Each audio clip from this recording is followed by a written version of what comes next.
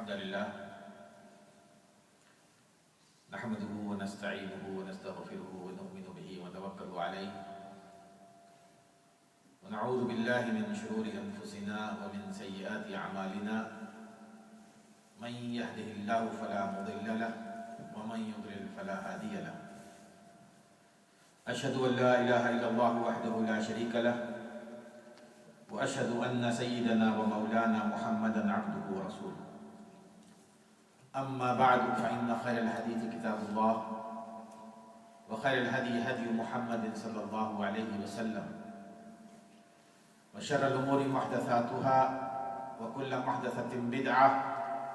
وكل بدعة ضلالة وكل ضلالة في النار فأعوذ بالله من الشيطان الرجيم بسم الله الرحمن الرحيم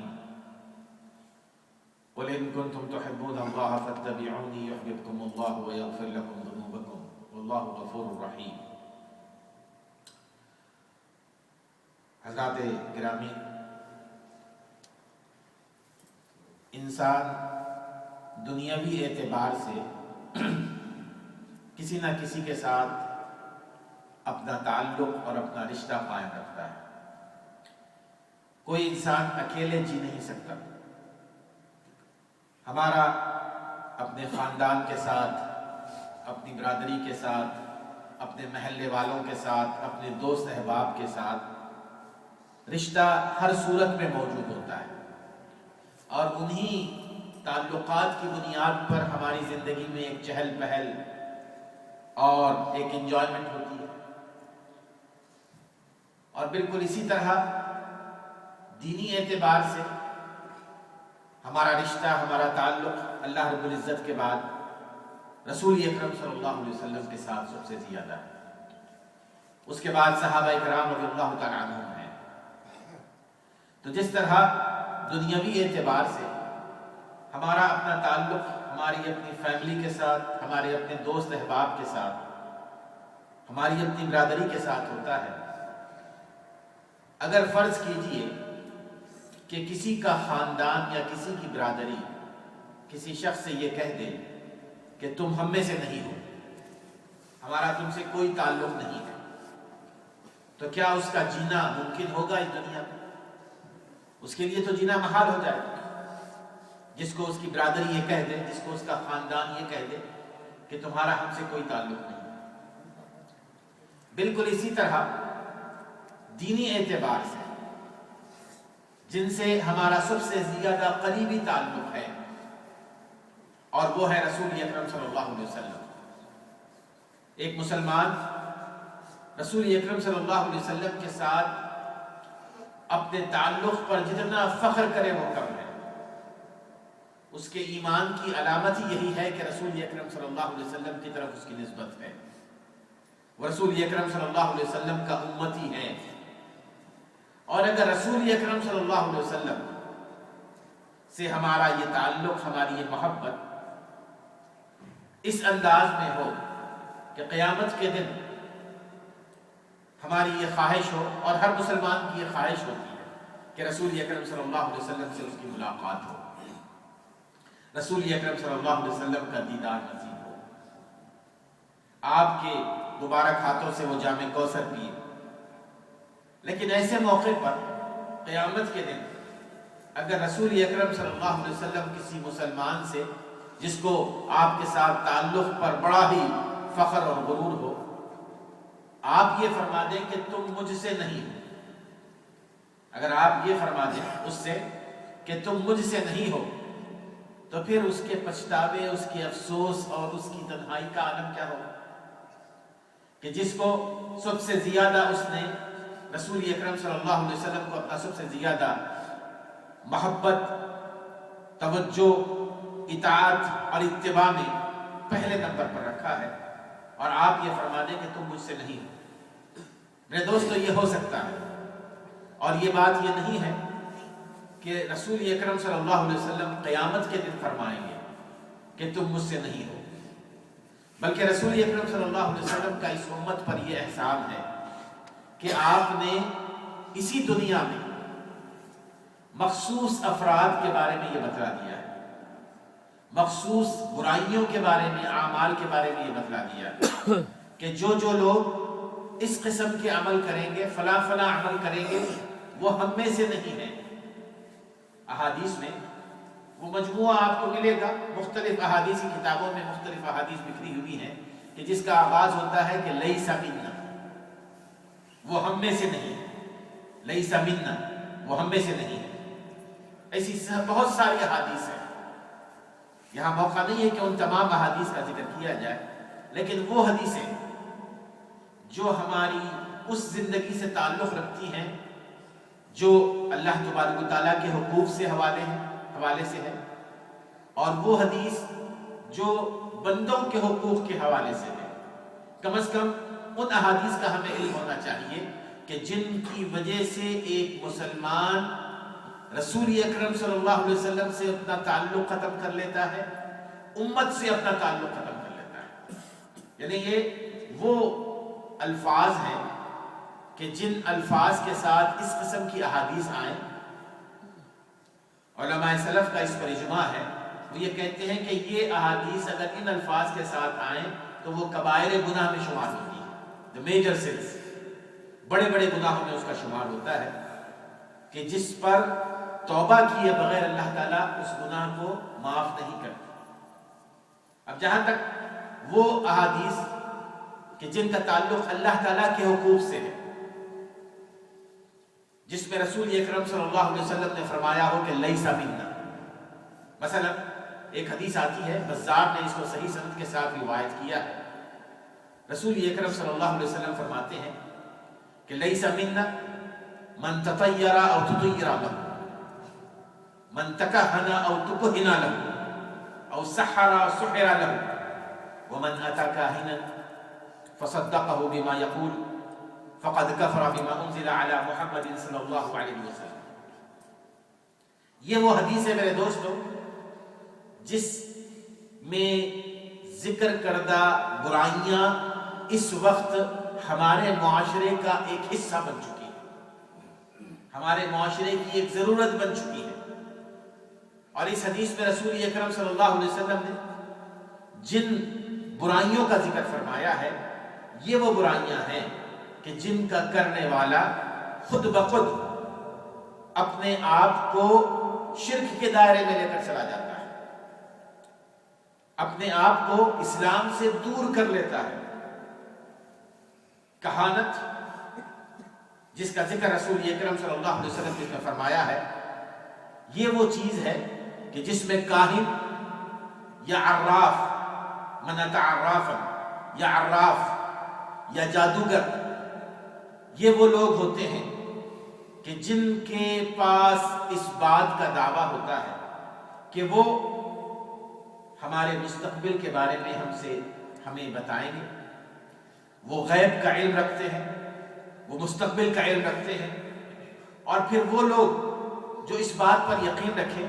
کہ فلاں شخص اللہ رب العزت کے علاوہ مستقبل کا علم رکھتا ہے، فلاں شخص اللہ رب العزت کے علاوہ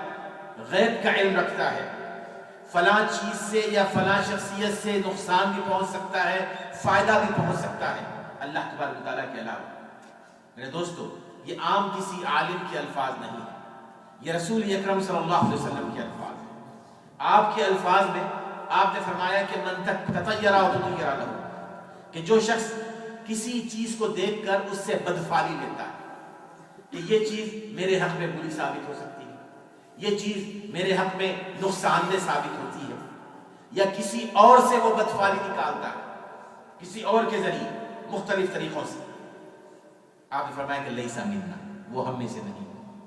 وہ ہم میں سے نہیں ہے۔ جو کاہن کے پاس جاتے ہیں، جو عراف کے پاس جاتے ہیں، جو ستاروں کا علم رکھتے ہیں اور ستاروں کے ذریعے ہمیں بتاتے ہیں، اور عام طور پر آج کل آپ نے دیکھا ہوگا کہ یہ استخارے کے نام سے جو مختلف قسم کی کاروبار لوگوں نے شروع کر رکھے ہیں، اور مختلف اسلام کے نام پر جو ٹی وی چینلز ہیں، اور اس میں خاص طور پر ہماری خواتین جو سادہ لو ہوتی ہیں وہ ان کا شکار ہو جاتی ہیں کہ میں نے اپنی بیٹی کی شادی کرنی ہے، میں نے پاکستان جانا ہے، ہم نے یہ کاروبار شروع کرنا ہے، یہ ہمارے حق میں بہتر ہوگا کہ نہیں ہوگا۔ میرے دوستو، جو اس بات کا یقین رکھتا ہے کہ اللہ رب العزت کے علاوہ کوئی غیب کا علم رکھتا ہے، اللہ رب العزت کے علاوہ جو ہمیں بتا سکتا ہے کہ یہ کہ آئندہ کیا ہونے والا ہے، صریحاً وہ شرک کا مرتکب ہو رہا ہے۔ اور وہ لوگ جو اس قسم کا کھیل کھیلتے ہیں وہ تو سب سے بڑے شرک کا ارتکاب کر رہے ہیں۔ اور اسی وجہ سے رسول اکرم صلی اللہ علیہ وسلم نے فرمایا کہ ایسے لوگ وہ ہم میں سے نہیں ہیں، وہ ہم میں سے نہیں ہیں جو کسی اور کے بارے میں یہ عقیدہ رکھے کہ یہ چیز مجھے نقصان بھی پہنچا سکتی ہے یا یہ شخص مجھے بتا سکتا ہے۔ ہمارے ہاں عام طور پر یہ جو رنگز پہنے جاتے ہیں، یہ جو انگوٹھیاں پہنی جاتی ہیں اور اس میں جو پتھر لگائے جاتے ہیں، اس کے بارے میں بھی ہمارے ہاں ایک عقیدہ پایا جاتا ہے کہ فلاں پتھر ہمارے حق میں منحوس ہوتا ہے، فلاں پتھر ہمارے حق میں اچھا ہوتا ہے۔ میرے دوستو، یہ بھی ہمارے اپنے عقیدے کی سب سے بڑی کمزوری ہے،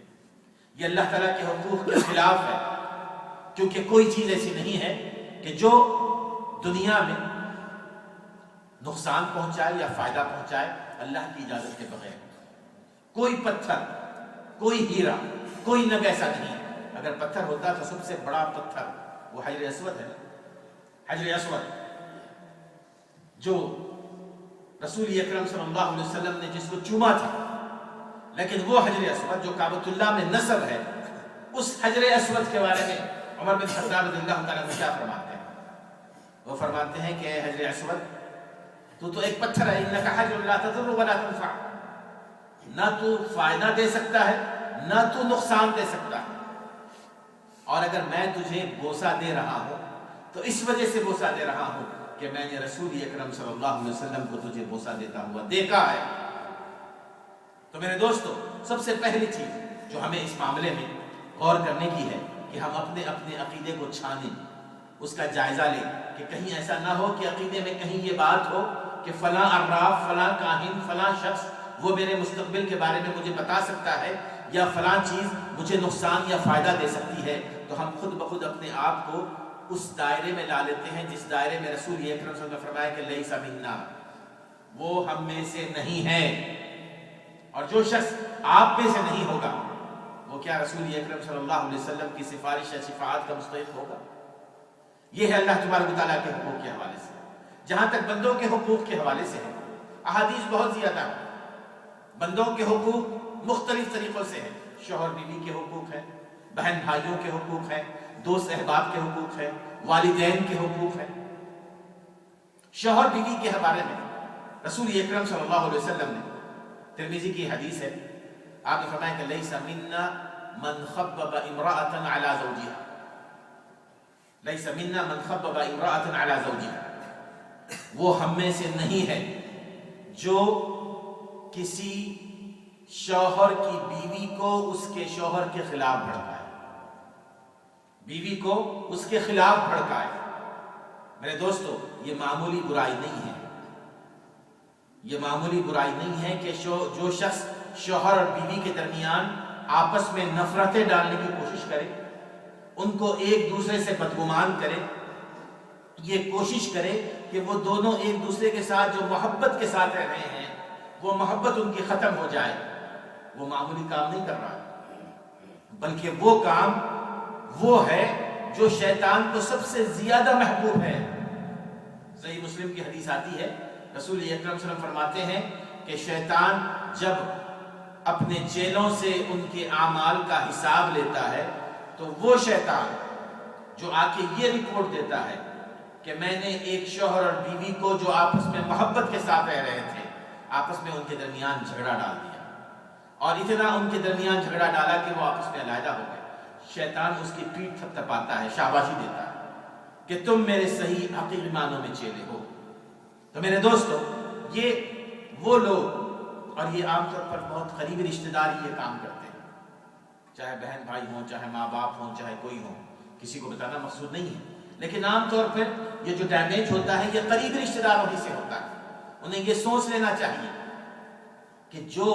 کام وہ انجام دے رہے ہیں اس کام کے انجام دینے والے کو رسول صلی اللہ علیہ وسلم فرماتے ہیں کہ لیس منا، وہ ہم میں سے نہیں، وہ ہم میں سے نہیں ہے، وہ نہ امت سے تعلق رکھتا ہے، وہ نہ رسول اکرم صلی اللہ علیہ وسلم کے ساتھ کوئی تعلق رکھتا ہے۔ جو یہ کوشش کرے کہ یہ دونوں آپس میں محبت کے ساتھ کیوں رہ رہے ہیں، اور آپ نے یہ کیوں فرمایا، وہ اس لیے فرمایا کہ جب شوہر اور بیوی کے درمیان جھگڑا ہو جائے طلاق ہو جائے گی. طلاق ہونے کے بعد اگر ان کے بچے ہوں تو سب سے زیادہ بگڑے ہوئے بچے وہی ہوتے ہیں کہ جن کے ماں باپ کی آپس میں طلاق ہو جائے, معاشرے پر بوجھ بن جاتے ہیں. دو خاندان جو آپس میں دوست میں رہتے ہیں وہ آپس میں ایک دوسرے کے دشمن بن جاتے ہیں.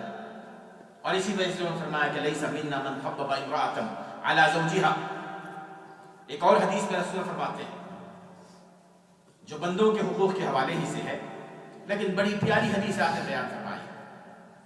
وہ حدیث جس میں آپ نے فرمایا, یہ سیوطی نے الجامع الصغیر میں اس کا ذکر فرمایا ہے اور صحیح سند کے ساتھ شیخ البانی نے اس کو صحیح قرار دیا ہے. آپ نے فرمایا کہ لیس منا من لم یرحم صغیرنا. یہ بچوں کو ہمیں حدیث پڑھاتے ہیں, لیس منا من لم یرحم صغیرنا ویوقر کبیرنا, کہ ہم میں سے وہ شخص نہیں ہے جو چھوٹوں پر رحم نہ کرے اور بڑوں کی عزت اور ان کا احترام نہ کرے. معنی کیا ہے؟ کیا اس کا معنی یہ ہے کہ بچوں پر صرف رحم اور مہربانی کی جائے اس انداز میں کہ چاہے وہ کچھ بھی کرتے رہے؟ نہیں میرے دوست, معنی اس حدیث کا یہ نہیں ہے کہ لیس منا من لم یرحم صغیرنا. یہاں پر جو بڑے ہیں ان کی ڈیوٹی بتائی گئی ہے, اور خاص طور پر ماں باپ کی, کہ وہ اپنے بچوں کے ساتھ کیسے رحم کے ساتھ پیش آئیں. ان کا رحم کے ساتھ پیش آنے کا طریقہ یہ نہیں ہے کہ اگر بچہ غلط کام کر رہا ہے تو اس کو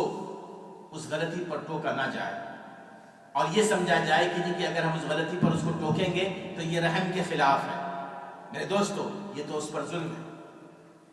جو بچے کو غلط کام پر نہ ٹوکے, اس کی صحیح تربیت نہ کریں, حقیقت میں وہ ماں باپ اس بچے پر رحم نہیں کر رہے بلکہ اپنے ہاتھوں سے اس کو دوزخ کی آگ میں جھونک رہے ہیں.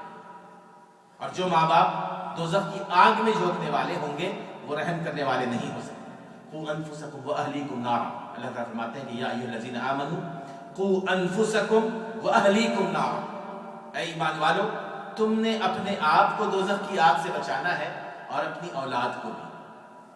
اپنے گھر والوں کو بھی. اور دوزخ کی آگ سے بچانے کا طریقہ وہی ہے جو رسول اکرم صلی اللہ علیہ وسلم نے بتلایا. ایک دفعہ حضرت حسین صدقے کی کھجوریں کھانا چاہ رہے تھے. آپ نے فرمایا کہ بخن بخن, کہ اس کو پھینک دو.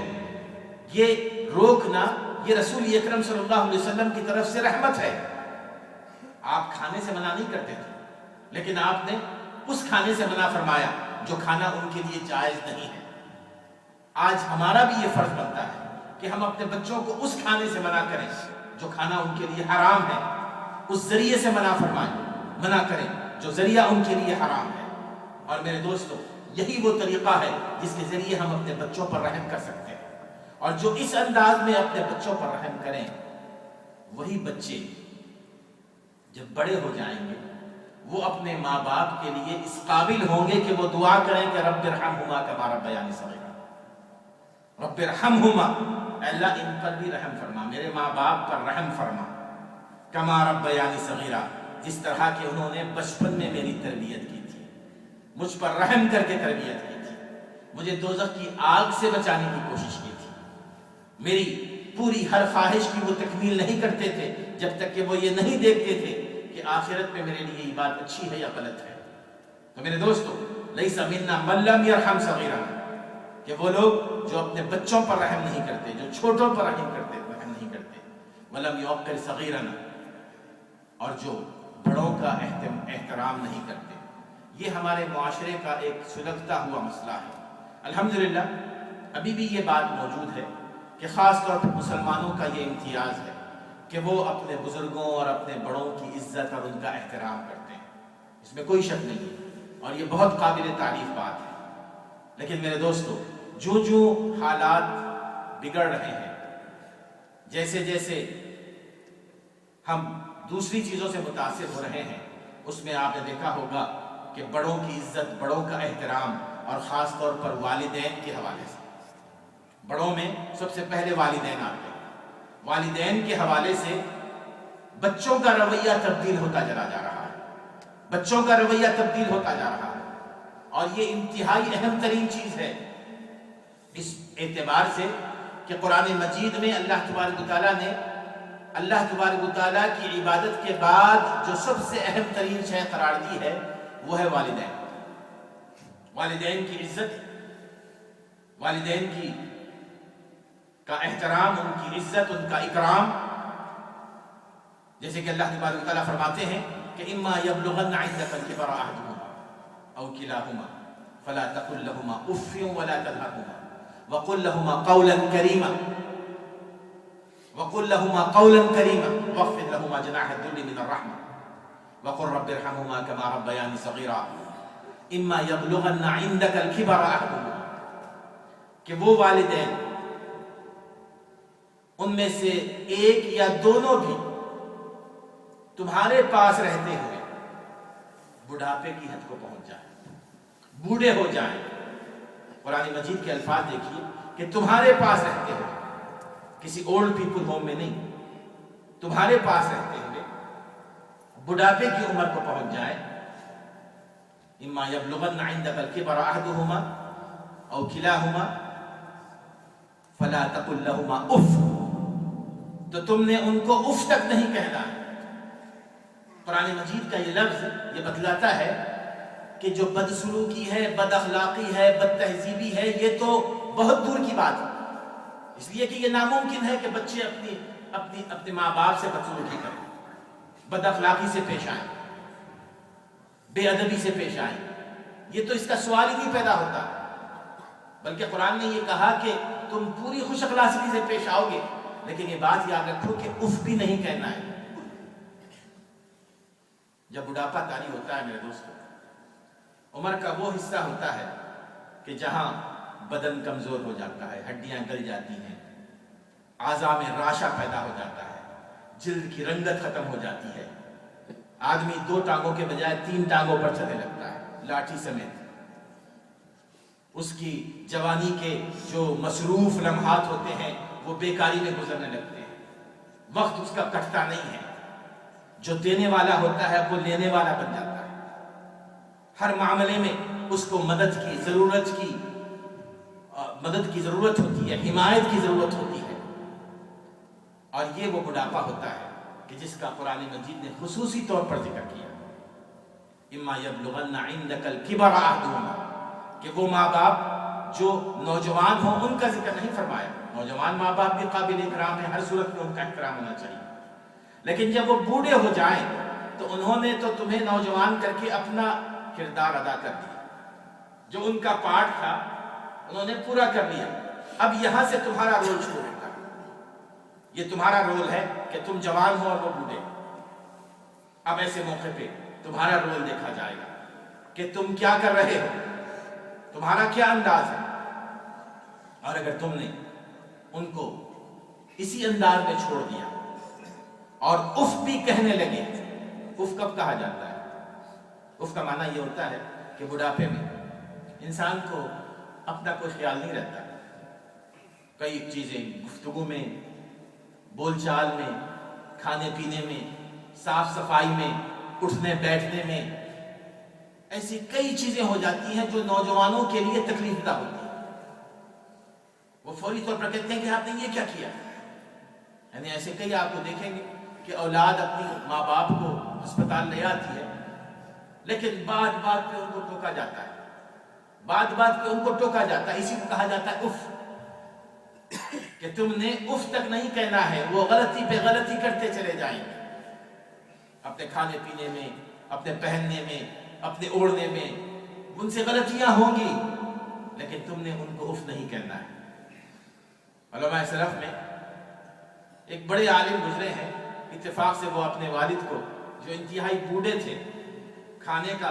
کی پلیٹ لے گئے تو کھانا انہوں نے ان کے اوپر گرا دیا. پلیٹ ان سے پکڑی نہیں جا سکی. وہ مشہور عالم تھے، انہوں نے وہاں پر وہ کھانا جو ان کے بدن پر گرا ہوا تھا وہ اٹھا کر اپنے منہ میں ڈالنے لگے اور کہنے لگے کہ اللہ میرے اس باپ کو اسی طرح کھلا جس طرح اس نے مجھے کھلایا. اللہ اس باپ کو کھلاتا رہے کہ اس باپ کی وجہ سے مجھے کھانا ملا. وہ غصے کا لمحہ انہوں نے دعاؤں میں تبدیل کر دیا. تو میرے دوستو ایسے کئی مرحلے آتے ہیں کہ جہاں انسان جھنجھلا جاتا ہے. لیکن اگر وہ اپنے غصے کو اور اپنی نفرت کو اپنے قابو میں رکھے تو جیسے کہ رسول اکرم صلی اللہ علیہ وسلم ایک حدیث میں آپ فرماتے ہیں، ایک دفعہ آپ نے فرمایا کہ رغم انفو رغم انفو رغم انفو، اس کی ناک خاک آلودہ، اس کی ناک خاک آلودہ۔ صحابہ نے پوچھا کہ اللہ کے وسلم وہ کون شخص ہے جس کی ناک خاک آلودہ ہو، جو ذلیل و خوار ہو؟ رسول اکرم صلی اللہ علیہ وسلم نے فرمایا کہ من ادرک ابویہ عند الکبر احدہما او کلاہما، من ادرک ابویہ، جو اپنے ماں باپ کو بڑھاپے میں پائے، ایک کو یا دونوں کو، ایک کو پائے یا دونوں کو، کہ وہ دونوں بوڑھے اس کے پاس ہیں یا ایک ہے ماں یا باپ، فلم یدخلہ الجنہ، لیکن پھر بھی وہ دونوں ماں باپ اس کو جنت میں داخل نہ کر پائیں، پھر بھی وہ ماں باپ اس کو جنت میں نہ داخل کر پائیں۔ میرے دوستو، رسول یہ اکرم فرماتے ہیں کہ کس قدر بدبخت ہے شخص وہ کہ جس کو اللہ تبارک و تعالیٰ نے اتنا بہترین موقع دیا تھا اپنی جنت میں داخل ہونے کا، کہ وہ اپنے اس ماں باپ کی خدمت کر کے جنت میں آسانی سے داخل ہو سکتا تھا، لیکن اس نے اس موقع سے فائدہ نہیں اٹھایا تو وہ سب سے زیادہ ذلیل و خوار ہو گیا۔ فلم یدخلہ الجنہ، کہ ان ماں باپ نے اس کو جنت میں داخل نہیں کیا۔ اور میرے دوستو یہ بات یاد رکھیے کہ یہ جو بزرگ ہیں، ماں باپ ہیں، یہ صرف کھانے اور پینے کے محتاج نہیں ہوتے کہ اولاد ان کے کھانے پینے کا خیال رکھے، ان کے لباس کا خیال رکھے، نہیں، وہ تو چاہتے ہیں کہ ان کی جو تنہائی بھری زندگی ہے اس میں ان کے ساتھ کوئی وقت گزارے، ان کے ساتھ ان کی اولاد بیٹھے اپنی مصروف ترین زندگی سے وقت نکال کر ان کے ساتھ چیٹنگ کرے، ان کے ساتھ باتیں کرے، ان کے ساتھ گفتگو کرے، ان کا دل بہلائے، اپنے بچوں کو ان کے ساتھ مانوس کرے، ان کے جو پوتے ہیں، ان کے جو نواسے نواسیاں ہیں، ان سے قریب کریں۔ بچے ہمارے آج یہ نہ کہیں کہ dad, your dad says, your mom says, ان کو بتایا جائے کہ ان کا ڈائریکٹ رشتہ کیا ہے۔ ان کا ڈائریکٹ رشتہ ہے، وہ ان کے بزرگ ہیں، وہ ان کے نانا ہیں، ان کے دادا ہیں، ان کی نانی ہیں، ان کی دادی ہیں، اور تبھی جا کے ان کے دلوں میں ان کی عزت اور ان کا احترام پیدا ہو۔ میرے دوستو، آج آہستہ آہستہ ہماری نئی نسل اس سے دور ہوتی چلی جا رہی ہے، اور یہ بات یاد رکھیے کہ رسول اکرم صلی اللہ علیہ وسلم کئی ایک احادیث ہیں، رسول صلی اللہ علیہ وسلم نے جو بات بیان فرمائی کہ جیسے ہم کرتے ہیں اپنے ماں باپ کے ساتھ، ہمارے بچے بھی ویسے ہی کریں گے، ہمارے بچے بھی ویسے ہی کریں گے۔ اور اللہ تبارک و تعالیٰ بہت ساری ہماری برائیاں ہیں، بہت سارے ہمارے گناہ ہیں جو اس دنیا میں اللہ تبارک و تعالیٰ نہیں دیتے اس کی سزا، آخرت ہی کے لیے مؤخر کر دیتے ہیں۔ آپ نے فرمایا کہ لیکن وہ سزا جو ماں باپ کی خاص طور پر نافرمانی کی سزا ہوتی ہے، اللہ تعالیٰ اسی دنیا میں دکھا دیتے ہیں، اس کو آخرت تک مؤخر نہیں کرتے، اسی دنیا میں دکھا دیتے ہیں۔ لیکن یہاں پر میرے دوستو بڑے صبر کی، بڑے تحمل کی ضرورت ہوتی ہے نا۔ اگر صبر اور تحمل نہ ہو تو ہم ایک حاصل ہونے والی جنت کو کھو دیتے ہیں، حاصل ہونے والی جنت کو کھو دیتے ہیں۔ اگر اللہ تبارک و تعالیٰ نے ہمیں وہ جنت موقع عطا فرمایا ہے کہ اس جنت کو حاصل کریں، تو ہماری یہ کوشش ہونی چاہیے کہ اس جنت سے فائدہ اٹھائیں، اس جنت کو اپنے ہاتھوں سے ضائع نہ کریں۔ اگر ضائع کریں گے تو ہم سب سے بڑے بدبخت ہوں گے، اور جیسے کہ رسول نے فرمایا کہ لیس منا من لم یرحم صغیرنا ویوقر کبیرنا، کہ وہ ہم میں سے نہیں ہے جو اپنے بڑوں کی توقیر نہ کرے، ان کی تعظیم نہ کرے، ان کی عزت نہ کرے، بات بات پر ان کو ٹوکنے کی کوشش کرے۔ اور ایسے لوگ، واقعات تو بہت سارے ہیں، موقع نہیں ہے۔ حضرت موسیٰ علیہ السلام کے بارے میں آتا ہے، حضرت موسیٰ علیہ السلام کے بارے میں کہ ایک دفعہ وہ جب راستے میں سفر کر رہے تھے تو ایک جگہ وہ ایک جھوپڑی میں داخل ہوئے، وہاں کچھ دیر ٹھہرنے کے لیے، تو ایک نوجوان سے ان کی ملاقات ہوئی، نوجوان سے ملاقات ہوئی، نوجوان نے ان کو اپنے پاس بٹھایا اور وہ ہر 5 منٹ کے بعد گھر میں اندر چلا جاتا تھا۔ موسیٰ علیہ السلام نے دیکھا کہ ہر 5 منٹ کے بعد یہ جا رہا ہے، تو انہوں نے تجسس بھری نگاہوں سے اس کو دیکھ کر پوچھا کہ تم کیا کر رہے ہو، بار بار جا رہے ہو؟ اس نے کہا کہ آپ خود آ کے دیکھ لیجیے۔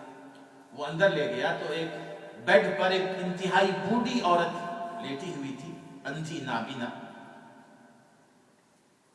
جو نہ کچھ بول سکتی تھی نہ سن سکتی تھی، لیکن اس کی ہونٹوں پہ کچھ آواز، ہونٹ ہل رہے تھے اس کے۔ اس نوجوان نے کہا یہ میری ماں ہے